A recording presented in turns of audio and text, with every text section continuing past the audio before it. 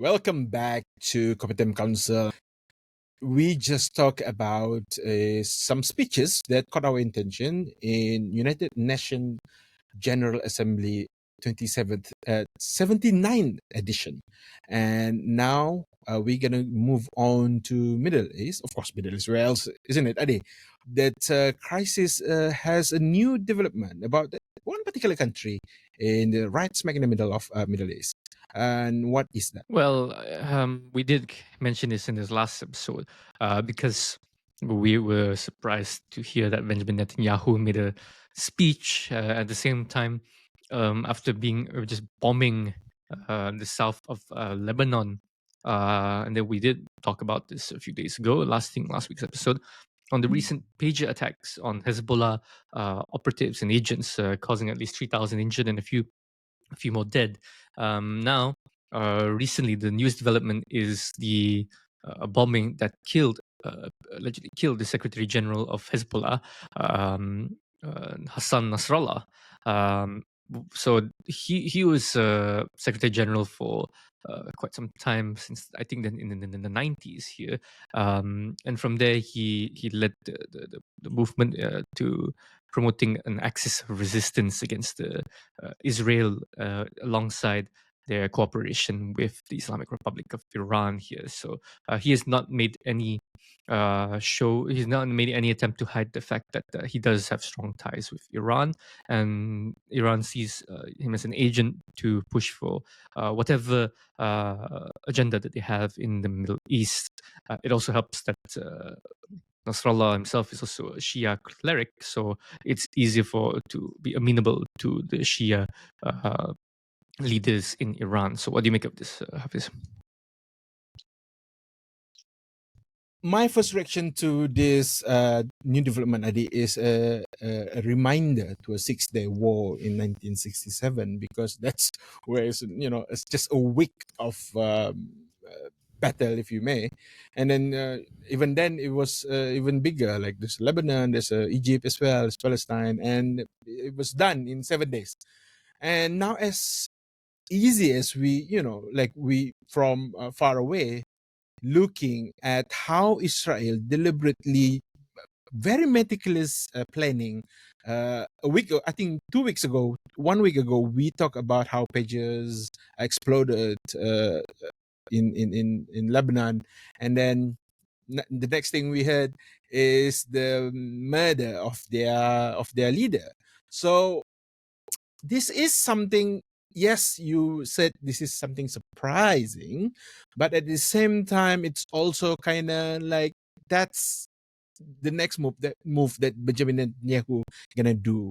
And we always mention here in Competent Council that Iran has it's a little bit fishy going on. Like, maybe just me, I don't know about you, Adi. You may explain yourself later, but I'm starting to doubt, it's just, it's like an episode of drama, like, okay, the first episode, Hamas leader died, and then second episode, this Hezbollah's leader died. Yeah, they are both linked with Iran, but Iran not really harmed. I mean, yeah, sure, their president, one of the president, died in a suspicious helicopter crash. So anything to do with Iran seems to be very weak, and Israel is just, they can pull the trigger, but they did not. And why is that? Why is that there's a deliberate of suffering, especially towards the the civilians, women and children of not just Palestine now anymore, but also in the Lebanon, that now Israel moving in their ground troops to Lebanon. So Lebanon will be, if this momentum go on, will be like Gaza in the next 7-8 months from now, if the world is just stand by, send on and keep watching the atrocity that Benjamin Netanyahu bring upon the people of Lebanon. So I still questions about how they operate militarily, especially in Lebanon, that the pages were infiltrated, and then this so-called bunker as well, that how Israel could very accurately, because this could not happen, Adi, without a an accuracy of a pinpoint to drop that very bomb, a specific bomb to a bus, a bunker, and then they could do it. Yeah, you may say that of course they have a very Mossad is a you know extensive network of intelligence around the world, but to carry such operation, it's not an easy feat. And the fact that they can do this in just an episode to exploding pages shows that Israel got it everything sorted actually from the moment it's October 7th. It's just they would wait for their reaction, and then they would react in certain way that Hezbollah and Hamas would not have an answer to it. So I don't know anymore what to say on the other people that say that Israel has rights to defend themselves. And of course, I'm also saying this: Hezbollah and Hamas are terrorist organizations to a certain extent as well. Like the people in Syria actually in rejoice when they heard Sayyid Hassan was murdered, because the dictator of Syria actually using Hezbollah's help to kill their own people in Syria. So of course, but it doesn't justify for Israel to kill their target, their opponent, with the collateral damage of innocent civilian people of the Lebanon, the Lebanese people. This is an development that I think expected in a way, but also come too soon for me. Yeah, in a way, when we look at Lebanon, is not in the best situation right now. It's very fractured. The economy was in free fall. All kinds of rampant corruption and sectarian parties emerging, and it was ripe for the picking. And I think Hezbollah establishing themselves so prominently in the south of Lebanon, poised to strike at Israel anytime that Iran asks them to, just shows how Lebanon's security is compromised, its institutions are compromised. Yet Lebanon is still a state with an acting head of government, and even if Israel, right, we also shares a similar view, such as Israel, to take down Hezbollah as well. Prime Minister Najib Mikati said to the UN, we forgot to mention this in the last episode, but he condemned the actions taken by Israel here, because what consultation was ever made with Lebanon as well? It's as if brushing aside that you are conducting military operations in a country without said country's consent. And this is not like bombing Gaza or West Bank, where you rarely ever recognize the leadership or government there. This one is a recognized government all across the world internationally. So this is, it is a flagrant disregard for international sovereignty, and this needs to be answerable. It needs to be answerable. But I think you raise a point here also. That's one point. Now moving on to another point is that the violence that is being committed in the region is not so black and white like you mentioned here. Hezbollah being in a way a mercenary group for Iran here, and considering that their actions in Syria, not just in against Israel, the actions as well in Syria, shows how Hezbollah is not created only for Israel. It's also trying to seek its own dominance within Lebanon and in the greater region as well, by supporting Bashar al-Assad in Syria, fighting against ISIS and other freedom fighter groups in the region. So this was actually frowned upon by the founder of one of the founding members of Hezbollah, Subhi al-Tufaili, which was a prominent Shiite cleric, saying that we shouldn't be focused on, we should reject Iran's hegemony in the region. We should reject Iran completely in the area, because Iran is not Arab. Neither is Iran have any business being in here, and saying that the focus should be mostly on taking down, resisting Israel itself. Yet he was removed. There was a huge conflict what you say, civil conflict. There was a conflict within Hezbollah itself, and the late Nasrallah was the one that emerged victorious. But then we now see Tufaili being propped up in a way, like the narrative has been rewritten so far, saying that Tufaili was the what do you call, a reasonable, a rational, not extremist member of Hezbollah. He would have wanted peace or something like that. And um, this was peddled by the Times of Israel, saying that, oh, okay, we trying to paint that Israel has been supporting Hezbollah's leaders, the ones that has been exiled, the one that's been removed, showing that how reasonable and rational they are, and how far gone Hezbollah proper itself has been. But we have to remember, it is founded on the principles of resistance against Israel. It's just that opportunistically, by some members, they would use it to secure some position and some dominion over Lebanese politics, or even parts of Lebanese soil. I'm not sure the public consensus on Hezbollah, but I do have seen some views from Lebanon that they are quite indifferent to Palestinians, but rather they just don't want to see Israel there. But because of the Six-Day War, like you mentioned, in Yom Kippur, Lebanon is in no position to challenge Israel formally. So I think Hezbollah feels that function that Iran can count on, since it cannot count on the ruling government. Moving forward, I would like to see Iran to back down a little bit. Not just Iran itself as a government of Iran, but also its branches like Hezbollah and Hamas, so that we can see that Israel has no options but to actually not to retaliate as well, because otherwise we just giving feeding Benjamin Netanyahu more and more and more reason to retaliate in terms of military, especially when we've seen what happened to Gaza, what happened to South Lebanon, and what happened to Beirut. The bunker where Nasrallah was in is not in some remote place in wherever in Lebanon. It's in Beirut. It's the capital, and Israel just did it with the few bombs.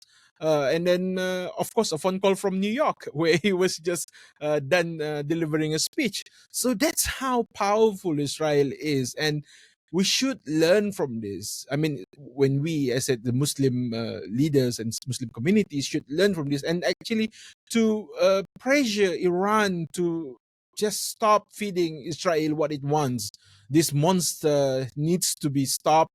And the way now that we can only see it clearly is that to stop feeding um, uh, Israel, Hezbollah, or Hamas as well. So any talks, any peace talk in the future needs to be from Palestinian side, needs to be PLO, something that being recognized by international as well, and the government of Lebanon of the day. So moving forward, I would like to see more peace talk, not including non-state actor like maybe Hezbollah is a state actor as well in Lebanon, but maybe in other region, so that we are free from Iran's influence in that sense. So let it be just Israel versus Palestine, if they want to talk it out, and Lebanon as well. So I would like to see that in the future. But as what we see, with America saying other things like, yeah, it's a complicated problem in the Middle East. We want to see peace on the horizon, but at the same time, still keep funding, still keep selling arms to the Israel. So, yeah, what can we do for the rest of the world? Just watch here, feeling useless about it. I mean, a lot of Muslim, especially Adi, if we talk about Muslim leaders in this country locally, like from PAS or whatever, very using rhetoric of Palestine to the core. Like everything is about Palestine, even the way they dress is, with all this mafla and all whatnot. I mean, that's good on one part, but on the international part, the one that actually doing the heavy lifting is countries like South Africa. They are the one that bringing the case to ICJ. There's countries that like Brazil with its enormous economy, who says in solidarity with Palestine, that was doing this as well.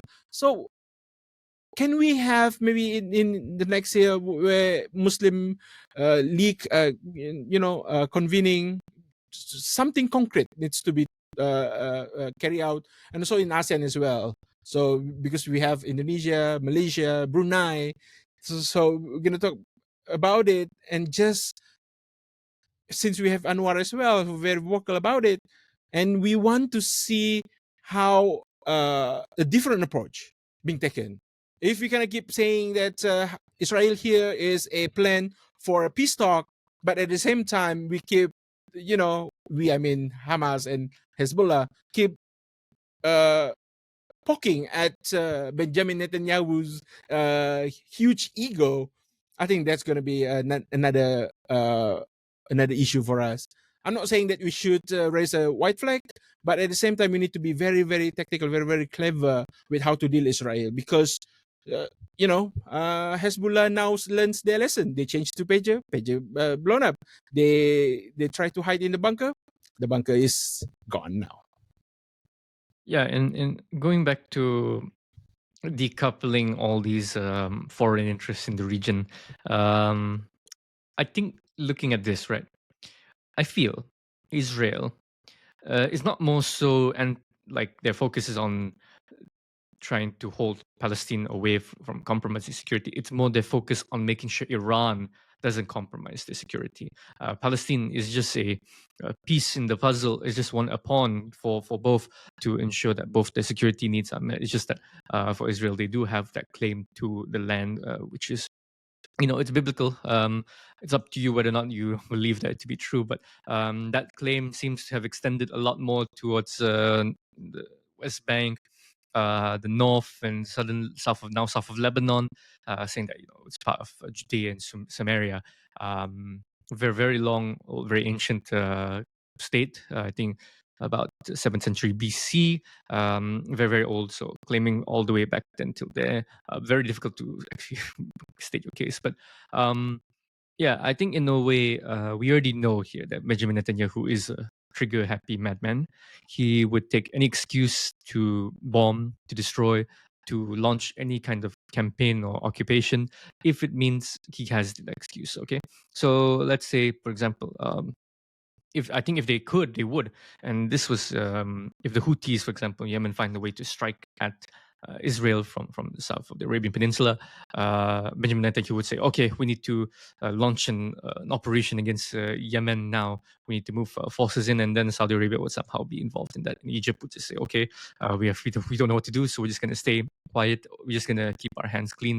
At the same time, make statements and say solidarity or something like that." So we did the kind of person Benjamin Netanyahu is. He's trigger happy. He's emulating a lot of, in a way, learning from his American allies, being very cowboy and being very liberal with the use of arms and weapons here, right? So maybe you made a good point saying that maybe the best thing is to de-escalate so that there is no excuse anymore. That there is no reason for Netanyahu to have the moral high ground here, that he cannot position himself as the moral high ground. But I think Hafiz here, the counter argument would be, I think from some people as well, is that the assistance from Iran is crucial for the bare survival of the Palestinian people in West Bank, in Gaza, and even the affected civilians in southern Lebanon that was occupied by Hezbollah. The same goes in a way for Israel.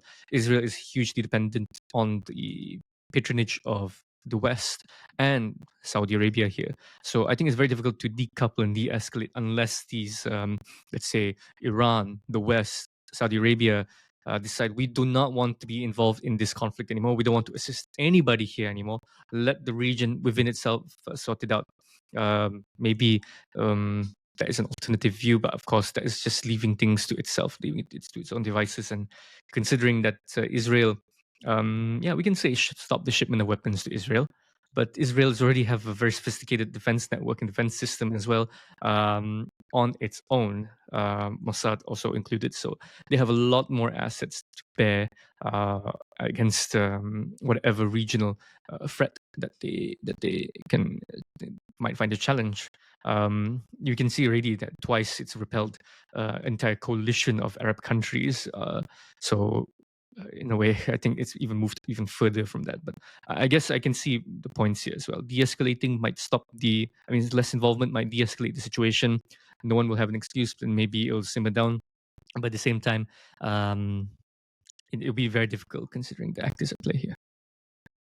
I'm sure I understand also, like some people might argue that way, but I would like to say that, just to respond to this, just being the advocate here, this would be a turning point. If we start the stop any involvement, decoupling will happen eventually, because it would isolate Israel on its own. Even America could no longer, just like I said, like, dude, we are running out of excuses here. We're running out of people that we can blame. Where's our sheep? Where's the black sheep of the family?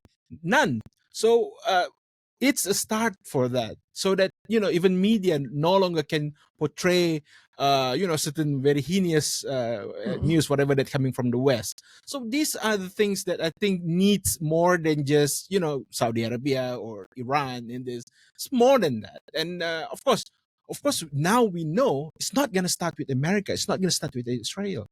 If then they're not going to start it, let's start it. Start with Iran, start with the Muslim countries, whatever, and then let's see how the dominoes effect will go. Otherwise, as we know, since 1967, the Six-Day War, uh, yeah, like you mentioned, even Israel, without much of whatever technological advancement aid from America, they can already have that. There's a lot of arsenal in their storage, and they will not, hesitate to use it again, as also we witnessed recently in this week.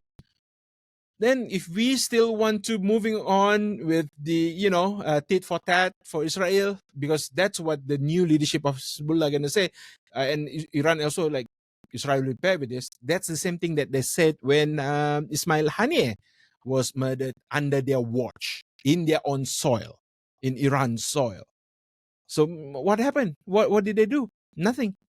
It was just like talk, and then for a few weeks maybe there's mentioned there's retaliations, some rocket sent, but it was just neutralized by the Edom. I mean, what do you call that again? The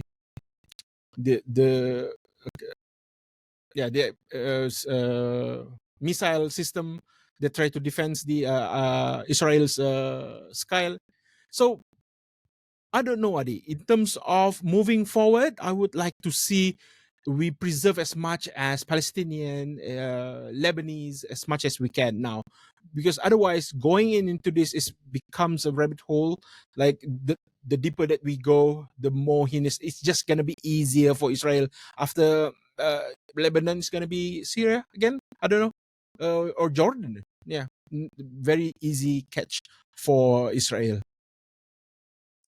Yeah, and I think at the end of the day, it's also looking for good actors within Israel as well to challenge the military complex that Benjamin Netanyahu and the Likud party has championed for the past 20, 30 years.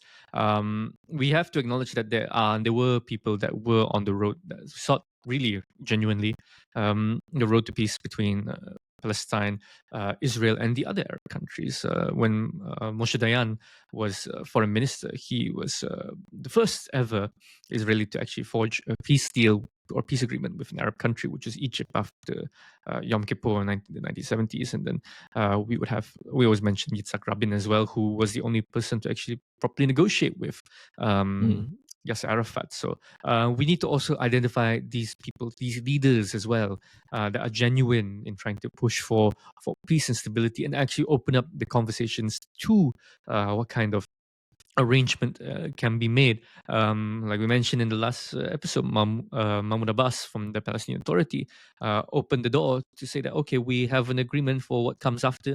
Let's discuss on this. Let's amend on it. And we have to show the same level of grace that he did. He did not point fingers other than the atrocities, but he did not point fingers at the Americans, at the Westerners, or even the Saudis for all the atrocities. You say, okay, this enough is enough. The bloodshed has to end. So it's identifying these kinds of leaders that just wants to end the violence and then start the conversations towards peace, restart or the Camp David or the Oslo Accords or something like that. Something substantive would be the best way. And I think we still have to reiterate the two-state solution here. I think Malaysia or the Muslim countries, Turkey as well, I think Turkey has been very strong about this, push towards what kind of two-state solution would that look like? Pre-67, post-67? This is always the questions that needs to be answered here. And would this be amenable? Of course, the Palestinian Authority would hope that the occupied territories on all the kibbutz that were set up after 67 would be evacuated. So finding that delicate compromise is going to require the right individuals in place here. Back then, in the 70s, it was Jimmy Carter. For now, I mean, and then in the 90s, it was Bill Clinton. Would Kamala Harris or Donald Trump in the next incoming US president be able to navigate this the same that their predecessors could? I sincerely hope so. Yeah. And I think that's up for this episode. That's all that we have for the new development with the death of Hezbollah's leader Sayyid Hassan Nasrallah in Beirut, I think just 2 days ago. And next up, we after from New York, we flew to Beirut. Now we moving, flying to Kuala Lumpur, or is it in Sarawak? I guess. What are we going to talk about next, Eddie? We are going to be talking about the rumors of an ongoing legal battle between the SARC government and our favorite GLC, Petronas Malaysia. So stay tuned for that. Yes, the only Malaysia top 500, Fortune 500 company in Malaysia. Coming up next.